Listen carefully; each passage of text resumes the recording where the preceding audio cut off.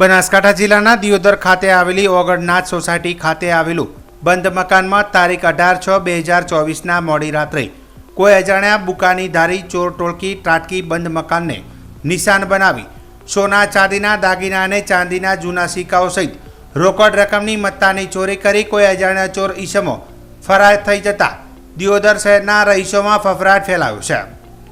દિયોદરના ઓગણનાથ society ખાતે રહેતા જયેશભાઈ ઠક્કરના બંધ મકાનમાં કોઈ અજાણ્યા ચોર ઈસમોએ ગત મોડી રાત્રિના બંધ મકાનને નિશાન બનાવી ઘરના દરવાજાના તાળા તોડી ઘરમાં પ્રવેશી તિજોરીના તાળા તોડી સોના ચાંદીના દાગીના અને રોકડ રકમની મત્તાની ચોરી થયાનું સામે આવતા ઘટના સ્થળે લોકોના ટોળેટોળા ઉમટ્યા હતા। ઉલ્લેખનીય છે કે મંગળવારની મોડી રાત્રિએ ઓગણનાથ સોસાયટીના બંધ મકાનને તસ્કરોએ નિશાન બનાવ્યા છે। બંધ મકાનના તાળા તોડી ઘરમાં અંદર પ્રવેશી ચોરીને અંજામ આપ્યો હતો।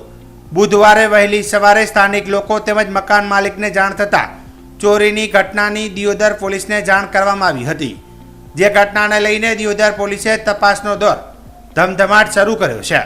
ત્યારે દિયોદરમાં ફરી એકવાર ચોર ટોળકીઓ સક્રિય થઈ છે અને બંધ મકાનોને નિશાન બનાવતા શહેરના રહીશોમાં ફફડાટ ફેલાયો છે।